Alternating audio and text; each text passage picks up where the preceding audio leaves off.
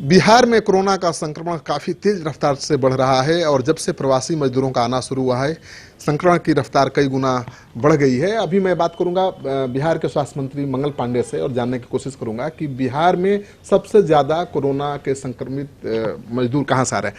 जो प्रवासी मजदूर आ रहे हैं उसमें सबसे ज्यादा कहां से आ रहे हैं जो ज्यादा संक्रमित है? नहीं, देखिए, अलग अलग राज्यों से सब हमारे भाई बंधु आ रहे हैं। देश का कोई राज्य नहीं है जहां हमारे प्रवासी भाई नहीं रहते। तो देश के विभिन्न क्षेत्रों से लोगों का आना हो रहा है, चाहे वह दिल्ली हो, चाहे वह गुजरात हो, चाहे मध्य प्रदेश हो, महाराष्ट्र हो, या दूर केरल कर्नाटक हो, आंध्र प्रदेश हो, तमिलनाडु हो। सब जगह से जो लोग आना चाह रहे हैं, जैसे जैसे ट्रेनों की व्यवस्था हो रही है, सब लोग आ रहे हैं। भारत सरकार की तरफ से क्या विशेष सहायता मिल रही है? देखिए, बहुत सारी सहायता और पैकेज की घोषणा आदरणीय प्रधानमंत्री जी के द्वारा की गई है।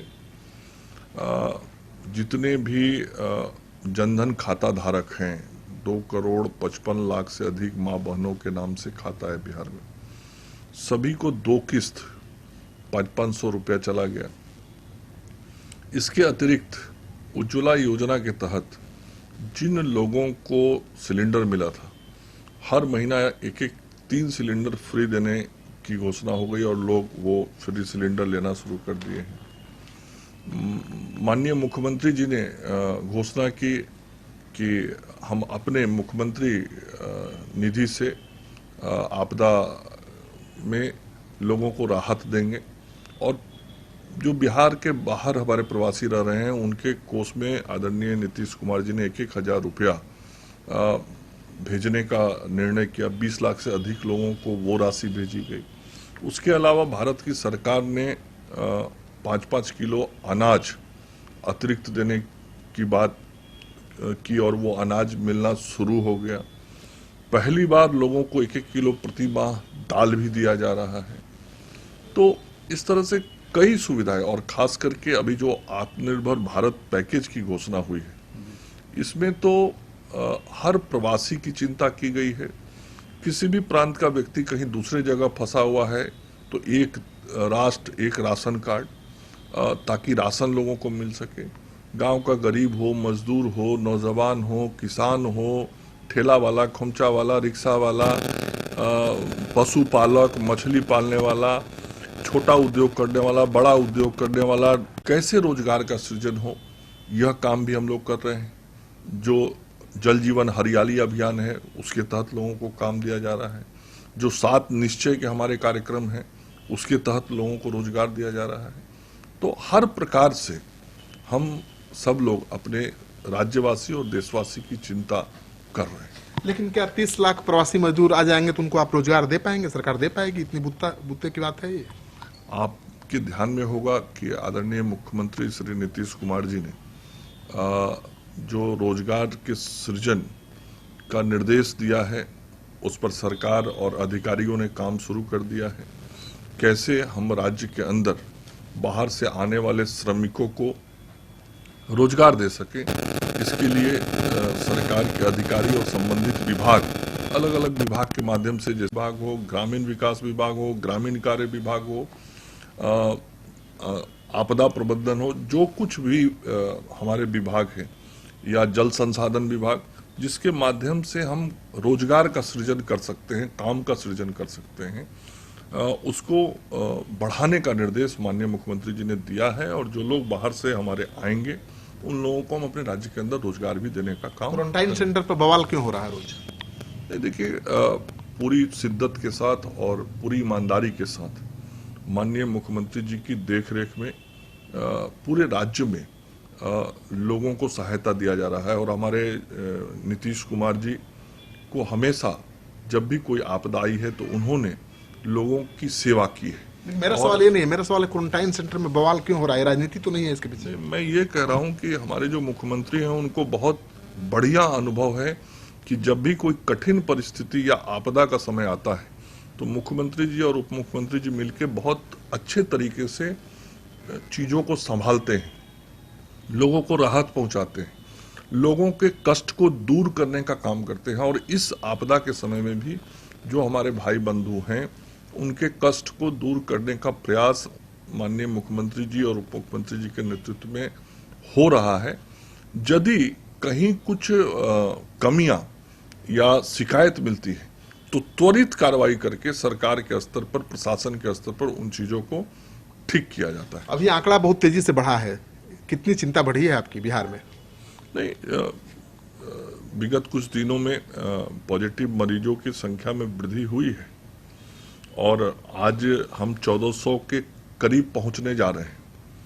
तो संख्या जो है वो सामने है और जो संख्या है उसको ध्यान में रख के ही हम आगे की कार्रवाई भी करते हैं। उनके क्लोज कॉन्टैक्ट्स के लोगों को निकालते हैं, नज़दीक के लोगों को ढूंढते हैं, जिनसे उनका संपर्क हुआ उनको ढूंढते हैं ताकि इस कोरोना के चेन को तोड़ सके। क्वारंटाइन में भी इसीलिए रखा जाता है कि ताकि वो समाज में जाके स्प्रेड नहीं करे। तो हम बढ़ते हुए संख्या को ध्यान में रख के तैयारी कर रहे हैं। न कितने आपके सरकार के पास कितने वेंटिलेटर्स हैं? अगर गंभीर स्थिति हुई तो कितने वेंटिलेटर्स? नहीं, देखिए, आपको बताऊं कि अभी तक जितने मरीज हमारे पास आए हैं और जितने मरीजों का इलाज हो रहा है, 48,000 से अधिक सैंपल जांच हो चुका है। 1400 के करीब पॉजिटिव मरीजों की संख्या पहुंचने जा रही है और अभी तक पूरे देश में जो जानकारी प्राप्त हुई है, लगभग 0.8 या 0.9% ही जरूरत पड़ा है लोगों को वेंटिलेटर का। और जहां तक बिहार में वेंटिलेटर की जरूरत की बात है तो जो हमारे पॉजिटिव पेशेंट्स हैं इसमें शायद 4 या 5 लोगों को ही वेंटिलेटर की जरूरत पड़ी है। अधिकतर लोगों को तो ऑक्सीजन के गैस पाइपलाइन से जो गैस ऑक्सीजन दिया जाता है उसकी भी आवश्यकता नहीं पड़ी है। सामान्य रूप से चिकित्सा, दवा। लेकिन पड़ सकती है पांडे जी, अब वेंटिलेटर हैं कितने सरकार के पास, ये पूछ रहा हूं। हम किसी भी चीज से इनकार नहीं कर सकते। कितने वेंटिलेटर्स हैं? नहीं, हम किसी चीज से इनकार नहीं कर सकते। परिस्थितियां क्या बनेंगी, आज पूरी दुनिया इस संक्रमण से लड़ रही है। आपके ध्यान में होगा कि इटली, स्पेन और फ्रांस जैसे देशों में एक एक वेंटिलेटर से 4-4 लोगों का उपचार करके जान बचाने का प्रयास किया जा रहा है। तो आखिर उतने उन्नत देशों में भी चीजों की कहीं कमी है तब तो एक उपकरण का उपयोग 4 लोगों पर किया। अखबारों में खबर छप रही है कि 50 से ज्यादा सरकार के पास वेंटिलेटर्स नहीं है। कितनी सच्चाई है, मैं जानना चाहता हूं। ये यदि आपका सीधा प्रश्न वेंटिलेटर की संख्या पे है तो अभी बिहार के अंदर में सरकारी और गैर सरकारी मिलके लगभग 750 से 800 के बीच में वेंटिलेटर की सुविधा उपलब्ध है। सरकार के पास 50 नहीं, सरकार और गैर सरकारी दोनों मिला के पास कितने हैं? सरकारी जो है उसमें हमारे जो मेडिकल कॉलेज हॉस्पिटल्स हैं, जो अन्य हमारी सेवा संस्थानें हैं, वहां पर अभी 350 से 400 वेंटिलेटर सरकार की सेवाओं के अंदर उपलब्ध है। तो चिंता की बात नहीं है, ज्यादा घबराने की जरूरत नहीं। जिस प्रकार से शुरू में परिस्थितियां दिखी थी और दुनिया का जो समाचार मिला था तो ऐसा लगता था कि बहुत बड़ी संख्या में वेंटिलेटर का जरूरत पड़ेगा।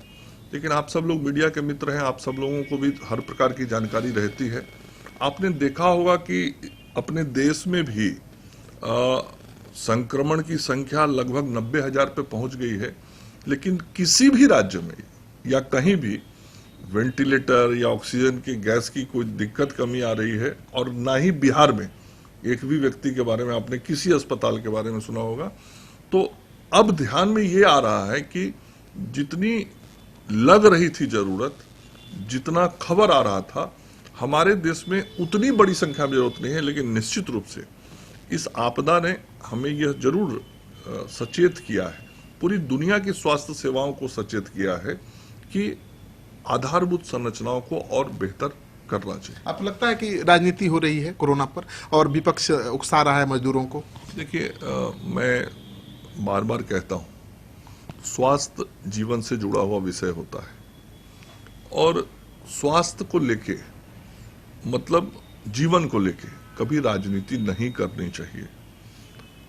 यह विज्ञान से जुड़ा हुआ विषय होता है, यह उपचार से जुड़ा हुआ विषय होता है, यह ज्ञान से जुड़ा हुआ विषय होता है और इसमें कोई भी असहज करने वाले बयान या जो हमारे काम कर रहे योद्धा रूपी चिकित्सक हैं उनके मनोबल को कमजोर करने वाला बयान नुकसान पहुंचा सकता है। इसलिए स्वास्थ्य के क्षेत्र में या स्वास्थ्य सेवा के बारे में जब भी कोई बयान दे या देता है तो उसको बहुत ही संयम का ध्यान, जानकारी, समझ रख के ही बोलना चाहिए। यह स्वास्थ्य सेवा कतई राजनीति करने का क्षेत्र नहीं है। पटना के लोगों को क्या चेतावनी देंगे आप? मैं सलाह चेतावनी किसी को नहीं दूंगा, सलाह है 2 गज की दूरी हम सबके लिए है जरूरी। साफ सफाई रखना बहुत महत्व का विषय है। डेली 7-8 बार हाथ धोना, खाने के पहले निश्चित रूप से हाथ धो के खाना खाना, फेस कवर या इस गमछे का जो हम बिहारी लोग इस्तेमाल करते हैं इसका इस्तेमाल करना चाहिए। हम सब लोग को निश्चित रूप से जो काढ़ा है उस काढ़ा का सेवन करना चाहिए, बॉडी का इम्यून पावर बढ़ता है।